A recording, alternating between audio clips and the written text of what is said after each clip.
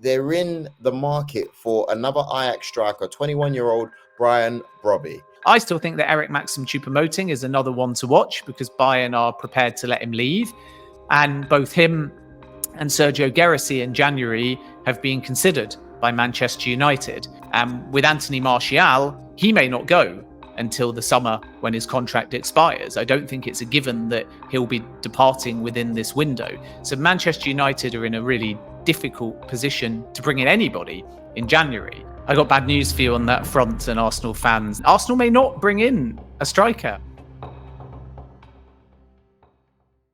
Yes, ladies and gentlemen, it's Joel Beya, and we are back for our 5 reacts. And this is one of our favorite guys that we have on when it comes to talking transfers. He's back for this window, and he's got some great news for us. Mr. Ben Jacobs, how you doing, man? You good? Happy New Year, Joel. I've come dressed for a bright new year, a bit like a tangerine, and ready for the exciting January transfer window. You have, man. I know that you keep busy in the morning. You keep busy in the mornings. You stay fit. I know that you've. I saw your dog jumping around there as well. Did you just come back from taking him on a walk?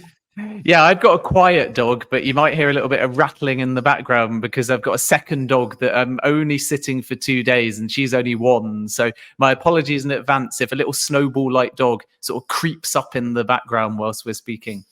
Nah, you'll be all right, man. But yeah, I just want to kick it off and get straight to it because this is more like a summary of all the transfers that have happened, and there's been a few movements. I want to start off with Al-Ettifaq. They plan to have a face-to-face with Jordan Henderson in Abu Dhabi next week, as he won't be pressured. They won't be pressured into a sale. Can you talk to me about it, please? Yeah, that's right. Well, the first thing to say is that Ajax are very serious about trying to get this one over the line. And it's also accurate to my understanding that Jordan Henderson would like to leave Saudi Arabia. And it's a difficult challenge for him, certainly in the next sort of 5 weeks or so. First of all, because he would have to get his club on board, and they're also owned by the Ministry of Sport. So you've got to get 2 green lights if you're to facilitate an exit. Secondly, Henderson, to my knowledge, is self-representing. So Tyler Alexander-Arnold, the brother of Trent, did the deal to get him to Ettifaq. But now Henderson is leading on this one directly. So he's going to have to self-negotiate with all sides as well, albeit with a little bit of help. And then in addition to that, he needs to return to a training camp in Abu Dhabi and have face-to-face talks with both Steven Gerrard and the sporting director, Mark Allen. And then from there, he'll know the lay of the land, and so will the club. At the moment, Ettifaq are saying we're treating this like rumour because if Jordan Henderson wants to leave, he hasn't told us face-to-face. The other point in all of this is that Henderson doesn't play a competitive game for Al-Ettifaq until mid-February now. So the likes of Conor Gallagher, for example, who we might speak about in a little bit, could just start to creep into Gareth Southgate's thinking. And Henderson is not playing. His team are mid-table. He's in Saudi Arabia. Is his Euro 2024 place potentially under threat? And that might be part of his thinking as well. So if anything's to move, Sunday or Monday are really important. There's a training camp in Abu Dhabi ahead of the build-up to the second half of the Saudi Pro League season. Henderson will have this meeting. And Al-Ettifaq's position is essentially, if it's to be a permanent sale, they need to break even. So transfer fee, wages, relocation costs, and Liverpool have a sell-on clause as well. So that takes a bit of money off the deal too. So they'd be looking for something in the region of 20 million. And I think that's really expensive for Henderson at 33.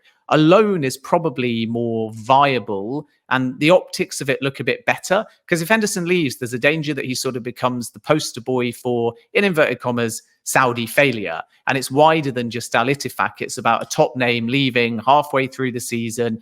There's reports Firmino might go out on loan. There's a feeling that Jota's time might be done. So that's the kind of danger and the bigger picture. A loan allows you to say, we're helping him for the Euros, and then we're bringing him back.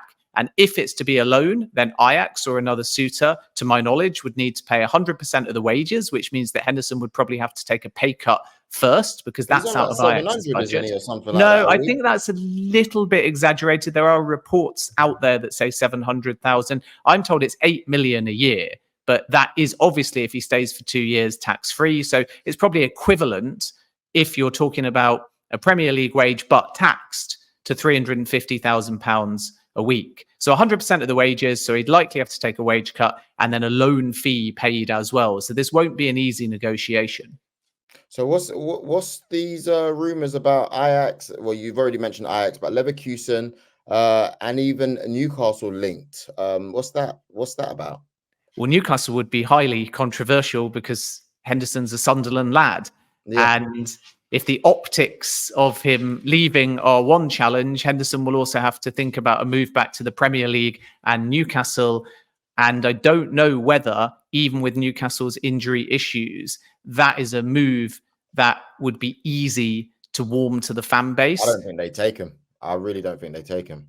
I think you're right. And I also think that you're talking about a 33-year-old versus, for example, the possibility of Calvin Phillips, who also has quite a high loan fee. But Newcastle may feel that there's more of a long-term plan with Phillips compared to Henderson. But the reason why we're getting so many of these links, Joel, is because Henderson's asking around. So he's called up Alonso at Leverkusen, but they're not particularly interested. But that's where the link has come from. His people and Henderson, because as I say, he is leading on his own representation, but there are obviously advisors involved as well. They have asked Bayern and they've said no. They've gone to as many people as they can because Henderson doesn't want to go to the club without anything concrete. Because if he does so, then it risks fracturing that relationship. He wants deniability. This is my understanding. So he either wants to be able to return to Abu Dhabi and say, I've got something, or alternatively, he wants to be able to return and say, don't worry, it's all just rumor. I'm happy and I'm fully committed. Rest assured, I'll be here until the end of the season and beyond. So this is why there's such a high volume of inquiries, because Henderson's in a difficult position. It's not like a normal transfer. The exit from Saudi Arabia is different and complicated, and you have to respect the culture. So Henderson needs to ask around in high volume. So he either finds something tangible, and if he doesn't, then it wouldn't surprise me if in the next week or two, he does something on record with the club, dismissing it all as kind of fake news and saying how happy he is in Saudi Arabia, which would then appear to be a full U-turn. Finally, on the matter, before we move on, how does Steven Gerrard feel about all of this? It's a great question. Gerrard, to my knowledge, obviously wants to keep Henderson, but has both a professional and a football relationship and a personal relationship. So he's not actually getting involved. He'll be part of the meeting on either Sunday or Monday. But last week, Gerrard held a 3-hour recruitment meeting just as the story was starting to sort of bubble. And Gerrard made it clear, to my knowledge, that he doesn't want to have to be the one that is asked to go to Henderson directly to find out the situation, or alternatively to put his foot down and say, we're going to keep you at this football club. So Gerrard will be in all the meetings, but not necessarily leading on the meetings, because he wants to protect that personal relationship with Henderson as well. So the decision will be taken by Samir Al-Mishal, who's the president of the football club, and by Mark Allen, the sporting director, and very likely Michael Emenalo as well, who's the wider sporting director of the Saudi Pro League. And then Gerrard is maybe the fourth figure within those conversations, but not necessarily the one leading. And I think that Gerrard will do more listening than talking in these meetings, because if Henderson goes, there will deep down be some empathy on a personal level from Steven Gerrard, but professionally, he of course wants the player to stay. Mm-hmm. You know, thank you very much for that, man. That's some fantastic info there, as usual, Ben. I want to move it on to Conor Gallagher. Chelsea are saying he's not actively for sale, but if they would accept a package, it would be in the region of a 55 to 60 million package overall, with a 45 million base transfer. Is he going or is he not?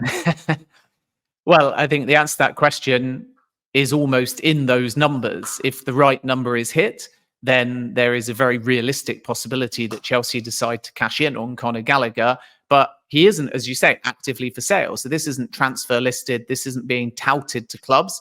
But if a club chooses to proactively come forwards and hits Chelsea's valuation, then Conor Gallagher will be allowed to leave. But Chelsea had this with Ian Maatsen last summer, where they accepted a 31.5 million offer from Burnley and the player said no. So Gallagher can still say no. But the point here is that Chelsea's policy, if players are less than 2 years in terms of time on the contract, is to listen and consider offers.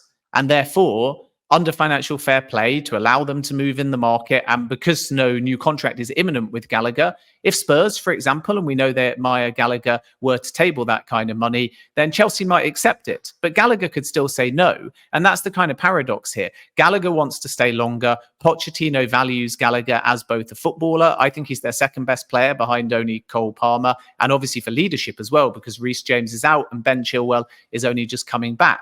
So in the short term, Chelsea need Gallagher. But the question is, in the long term, is he going to be surplus to requirements? And I think Chelsea fans, Joel, will be split on this, because if each of them were to do their best 11s with everyone fit, judging players not necessarily on form now, but potential and how high their ceiling is, there's 2 midfield spots. And then you have Enzo Fernandez, Moises Caicedo, Romeo Lavia, Leslie Okwuchukwu, possibly one more fielder coming in, and Conor Gallagher.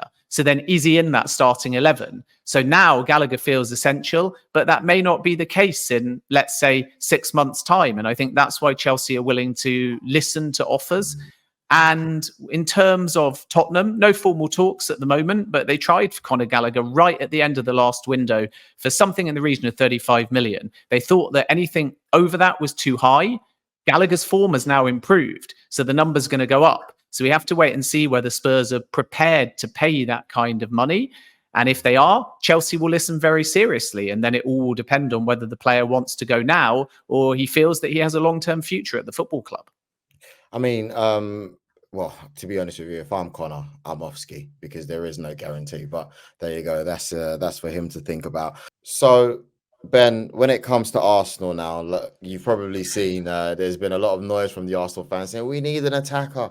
You know, Ivan Toney looks like it won't be happening, but we have been linked with Getafe's Borja Mayoral for 22 million. Is there any truth in that? I got bad news for you on that front, and Arsenal fans. There's no truth in a bid for Borja Mayoral of Getafe, and Arsenal may not bring in a striker. It's funny because so many clubs are quiet. It's a conservative window. So a lot of the answers to transfer window questions this window compared to last summer or last January are nothing's really happening. It's a little bit boring for your club. But Arsenal do need a striker now. And if they could get Ivan Toney, it would be the right fit at the right time. But the challenge with Toney is he's one, much like Victor Osimhen, that clubs are going to have to wait for. And that's partly because he feels that he owes Brentford a little bit more of his time. It's also because of Brentford's valuation of Toney, which may be as high as 100 million. And add to that, Brian Mbeumo is injured and Johan Wissa is at the Africa Cup of Nations. So they need Toney more than ever because they're creeping in the wrong direction and they could still get sucked into a relegation battle. And this is why it's going to take more time with Toney. And there's kind of 3 possibilities with Toney in the long term. One is obviously the price comes down and Arsenal move and they admire Toney. And Toney, by the way, would welcome a move from Arsenal, maybe even now, despite what he said on record, but certainly in the summer. So sale can't be ruled out, but nor can a new contract. And if somehow Toney and Brentford can agree a wage structure, and that's hard for Brentford because Toney's looking for about £200,000 a week. If it turns out that that happens, it won't rule out an exit, but it would obviously calm the situation and his imminent possibility of leaving. But free agency is also a chance in 2025. So if you're Arsenal, you're thinking big money was spent during the summer. Do we need Toney now? Well, I'm sure fans will scream, yes, absolutely, pay whatever it takes. But Arsenal are probably thinking about financial fair play and whether they can get Toney at more value later down the line. And that's why I don't think there's any guarantee that Arsenal, even though it's bad news, maybe for fans listening, will move for a striker in this window. They could be opportunistic in the final few days, but I think the plan is to keep faith in Eddie Nketiah, resist any approach from Crystal Palace. So Arsenal do have a valuation for Eddie Nketiah, and somewhere down the line, they may consider offers. And that number's probably 30 to 35 million. And Crystal Palace would be prepared to pay that. But Arsenal feel like it's better to keep Nketiah in the short term and have him as a valuable squad player and not move for Toney now, even though he would welcome that approach. Okay. So unless Nketiah leaves, I don't think there's any guarantee that Arsenal will bring in another striker in this window, even though you can make a very strong argument they need one, and right now, if they're to challenge for the Premier League. That doesn't fill the Arsenal fans with a lot of confidence that they're I'm getting someone. sorry, I'm just the messenger. Well, It's yeah, not no, me it's in that fine. Thank you. recruitment meeting. Thank you for telling the truth. That's what we needed. For Man United fans now, Jadon Sancho has obviously moved back to Dortmund. We saw countless videos yesterday where they did it was an impressive rollout, if I'm honest with you. We saw him go back in there, and he was back in the gym asking, "Where's Marco?" which resonated really, really well with the Dortmund fans. Can you break down the transfer itself, what Dortmund are contributing to? Are there any bonuses? Obviously, we know that there's no guaranteed buy, so they don't have to buy him at the end of the season. But if you can break down the contract whilst we're in the Man United section. So, despite reports in Germany that originally said the total package fee and wages would be about 3 million euros, I was always led to believe in the build-up, as I reported, that the number might potentially be higher. And that key word is might. So, my understanding is, as you rightly say, there's no option to buy. There's a 3.5 million euros minimum guaranteed fee as part of the package.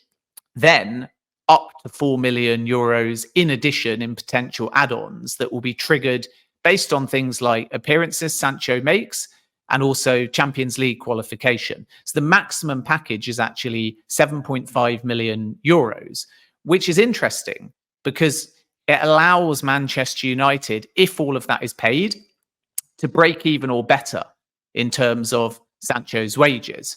And Manchester United therefore feel that a loan is a better option because it settles Sancho, it gets him minutes, it takes him away from Carrington, it stops questions to Ten Hag, it allows them to offset the wages.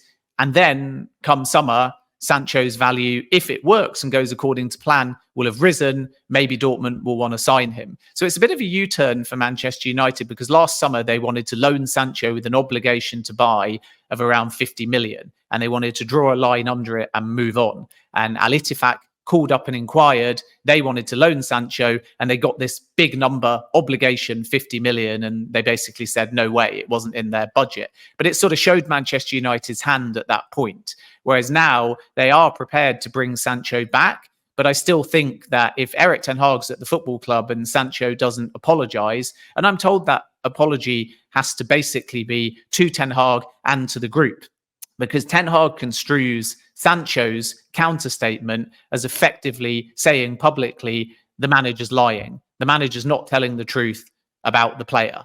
And because of that, Ten Hag is adamant that even if you put distance between this, even if you send him off to Dortmund and it all works, if he returns to Manchester United and never wants to play for Manchester United, then he has to apologise. It won't just be forgotten. So I still think that Manchester United are thinking about Sancho leaving permanently at some point, but this is a stopgap that suits all parties, both from a football perspective and a financial one. 7.5 million euros is the maximum. If that happens, Manchester United will be delighted. Dortmund will be happy to pay more because they'll have qualified for Champions League. And then in likelihood, if Sancho's integral in the second half of the season, it will lead to Dortmund wanting to try and sign the player permanently, and Manchester United will then be in a strong position to bring in a bigger fee. The last point to make is it just allows Jim Ratcliffe to deal with the situation, which is another interesting side to this, because when maybe we were talking about Sancho last summer, the feeling is we would get clarity over the summer or at the end of the year. So Ratcliffe, or if it was Sheikh Jassim, would have been in. But Ratcliffe's not going to be formally in controlling the football side till February. So Manchester United can deal with this now, then Ratcliffe can assess. Maybe there's a series of changes. Maybe there's different perspectives about the player. Maybe Ten Hag will end up being reviewed. Things could look a lot different for Manchester United in the summer. So that allows the club to keep their options open. And then Ratcliffe can decide what he wants to do next because he'll be officially in by that point. I mean, Jadon Sancho, he scored 50 goals and registered 64 assists at his time in Dortmund. So we'll see how he does. Now, keeping it with Manchester United, Ben, it looks as if they could be in the market for a striker. Now, if Anthony Martial does leave, which to me is a bit confusing because yesterday they said he weren't leaving. Today it looks like he could be leaving. You tell me, this is why you're here. They're in the market for another Ajax striker, 21-year-old Brian Brobbey. Now, are there any truths to this? What is the situation? Can you please enlighten us? Well, I think at the moment we have to wait and see because this could be a developing story. And we know that Erik Ten Hag has a relationship with the player, but there are some complications. So I think the main point we need to make is that this is just about Ten Hag raising a name. And once again, the wider Manchester United recruitment team will have to discuss things. And therefore, it is going to take a little bit of time. And I think a loan is going to be a possibility. But I sort of sense with Brobbey, it might be more about planning and looking towards the summer. With Anthony Martial, he may not go until the summer when his contract expires. I don't think it's a given that he'll be departing within this window. So Manchester United are in a really difficult position to bring in anybody in January. And therefore, there's not only a lot of moving parts, but there has to be consideration to the fact that summer, strategically, because Ratcliffe won't be in, and financially, may be a stronger time for Manchester United to move. So Brobbey can be one to watch for sure, because Ten Hag knows the player well. But how important is Ten Hag's perspective? Because if you're looking to do a loan with an obligation, a loan with an option, or a permanent deal, then you also need to think about where you're going to be in the summer, who's going to be leading your recruitment, and who's going to be in charge. So Ten Hag will have a input, and it is absolutely true that he likes Brobbey, but that doesn't mean that he's the only voice. I still think that Erik Maxim Choupo-Moting is another one to watch, because Bayern are prepared to let him leave. And both him and Sergio Gerrard in January have been considered by Manchester United. With Gerrard, it's tough because Stuttgart think he's going to stay, and he's at AFCON, but there is a release clause of 17.5 million euros, which means that somebody could try their luck. It's not a massive amount of money, but Manchester United still need to find it. With Erik Maxim Choupo-Moting, I think that Bayern are quite happy to let him leave because Harry Kane's come in and is scoring goals for fun. So this season, Choupo-Moting has only made 14 appearances. He's not started that many games. He's only scored 2 goals. But last season, 17 goals in all competitions. So that might be a bit of a bargain and one to watch as far as Manchester United are concerned, simply because it ticks a lot of boxes. It's a stopgap. It's short term. It's a player that will be prepared to have a role within the squad. He can chip in with a few goals. And we've seen Manchester United do this so many times. Buy an older player with a short-term view, and often eyebrows have been raised, the Wout Weghorsts, the Igalos, if we go back a bit further. And I would say more times than not, they tend to work at Manchester United. So keep an eye on Choupo-Moting. And as I say, as far as Brobbey is concerned, I think that the manager definitely rates the player. But what makes me feel like it might be one more for the summer as opposed to January is that Brobbey is 21. So is there any logic in attempting to bring in another young player to support Rasmus Højlund, for example? And that I'm not so sure on, because Manchester United need goals, they need experience, and they need somebody that can hit the ground running. If you bring in another young player, even if the manager knows them, then there might be a danger that it doesn't give you anything in the short term. And if Erik ten Hag is to continue at Manchester United, he needs a big 6 months, in my opinion. He does. I mean, it's crazy though, isn't it? If you're talking about they might need experience. I mean, they've had good strikers in the past, the Zlatans, the Cavani's, and it's kind of worked. Maybe with Zlatan, it kind of worked until he got injured. Cavani, it didn't end well. I mean, it doesn't matter what's going on. It's just not sticking. So we'll see what happens now with this new tenure and Sir Jim Ratcliffe, etc. Now, Ben, if knowing Harry Kane was a bonus, then I'll tell you what, Eric Dyer has hit the jackpot. He's found himself making a move to Bayern Munich. How did this all come about? Well, I think I know how it came about. But how did it come about? Well, I don't think it's necessarily Kane calling up his friend and saying, come and join. Ben, we all know there was a call in there, and it had to be from superstar striker Harry Kane. But go on, I'll let you carry on. No, I mean, you're right in the sense there's a relationship there. And obviously, the thing about Kane is there's always been this perception, hasn't there? And I suppose it plays into Henderson as well and others, although Saudi's a bit of an anomaly, that British players don't travel that well. So those that make foreign moves, it doesn't always work out. And then you see how Kane's enjoying it in Germany and at Munich. And that is probably a factor in someone like Dyer's thinking, because you suddenly start to think, not only do I know somebody, but also it's working for him. And I think as well, Dyer, very familiar, because Tuchel wears his heart on his sleeve. He's managed in the Premier League. He'll know what he's walking into as far as that club, that culture, that manager, and Harry Kane. So yes, you can sort of say Agent Kane, I suppose. But I think the bigger picture here is that since the last window, Bayern have been looking for a centre-back. And they've had a range of different options right in the final hours of their window, which shut a few hours earlier than the one in the United Kingdom. Bayern were trying for Chelsea's Trevor Chalobah, and they were unable to get it over the line because they wanted a loan and Chelsea wanted some kind of permanence to it, and therefore it fell through. And since then, Bayern have kind of been assessing different options, and they've ended up moving for Erik Dyer. The fee is 4 million. It's a great move for the 29-year-old. And I think that Thomas Tuchel feels that he's getting somebody reliable with the right mentality and attitude. And it's kind of intertwined also to Tottenham's signing of Radu Dragusin for around 25 million.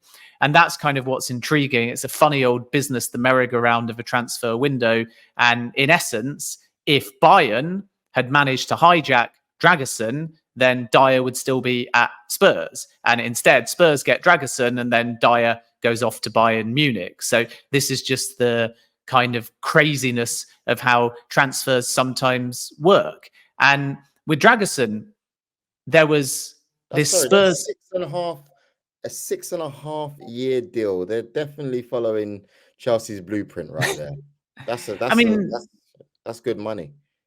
The amortization still only allows you to split the book-based declaration by 5. So any lengths of anybody's contracts don't really mean too much apart from investment in the player, protection of value, and so on. But you can no longer amortize, in other words, divide the transfer fee by 6, 7, 8. You can only do it by 5. So it doesn't benefit you on the books in terms of amortization, but these long-term contracts are definitely becoming very popular, because you know with younger players that you can not only keep them invested at the football club, but maybe the long-term deal allows you to sign someone on lower wages. And then if they succeed quickly, you've got that protection where you don't need to offer them a new deal after, let's say, 2 years. You might be able to wait until 3 years or 4 years, potentially. It depends on the player and it depends on the dynamic. But anyway, the point here is that Bayern tried to hijack Dragusin, and he actually,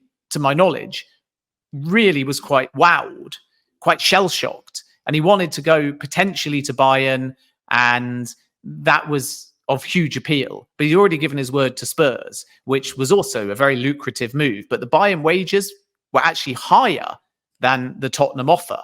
So there was a financial incentive to move to Bayern for Dragusin, and there was a personal incentive as well. But Spurs had come earlier, and Spurs had locked in the personal agreement, and Dragusin decided to keep his word. Now, that's not to say Spurs was second choice. It's just to say that Spurs did a great job of lining everything up first. So by the time Bayern bid for Dragusin, the paperwork was already starting to be processed by Genoa for the move to Spurs, and he decided not to change his mind. So Dragusin to Spurs, and then that opened up the door for Dyer to make a really good move to Bayern Munich. Okay. Well, I wanna move on very quickly to Datro Fofana from Chelsea on loan. Now, obviously Burnley plan to go in for him. I mean, the player's traveling today. They bought him, what was it, for like 22 mil? What is the sense of getting him out on loan already? Well, I think the first loan that David Datro Fofana did was to Union Berlin, and that was the plan, to give him a full season there, but there's a recall clause. And David Datro Fofana went to what I think should have been a very positive move for him, and it just hasn't really quite worked out in terms of goals or game time. So naturally, much like Andre Santos going to Nottingham Forest and not getting minutes, because David Datro Fofana hasn't played that many times, and I think he's only got 1 goal in the Bundesliga and 2 in all competitions.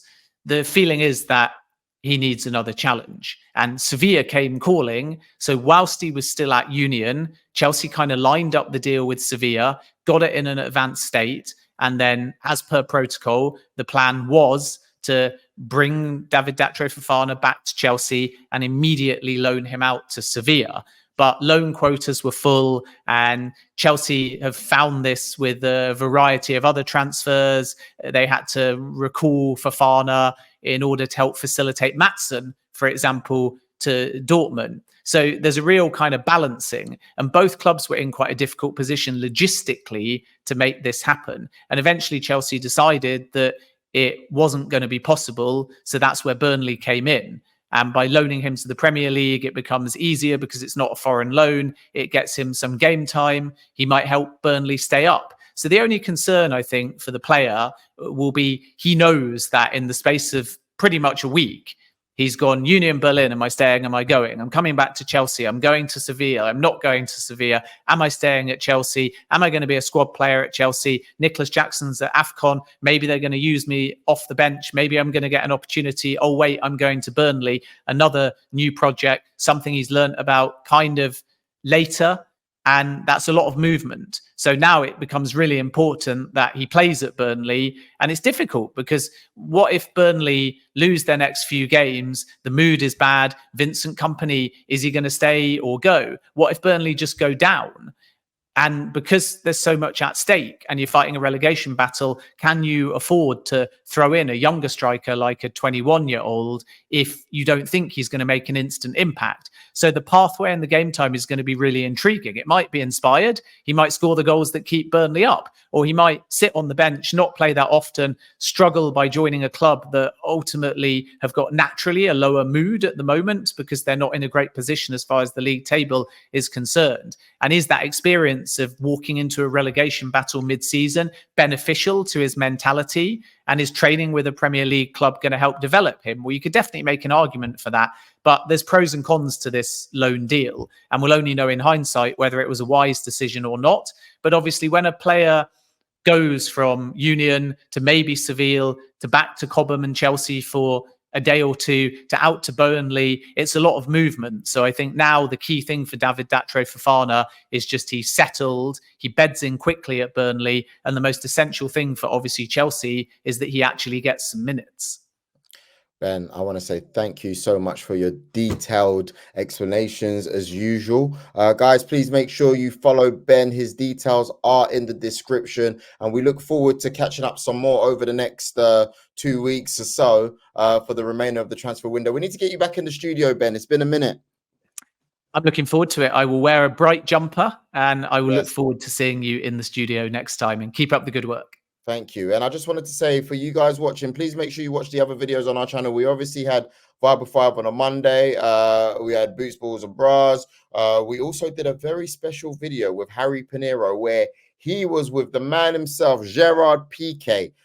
He got invited to Barcelona, Spain. It's epic stuff. They talk Messi, Sir Alex Ferguson, Pep Guardiola. The old Xavi, Iniesta or Scholes debate was brought up for sure. But please make sure you watch it and stay tuned. Joel Beya signing out for 5.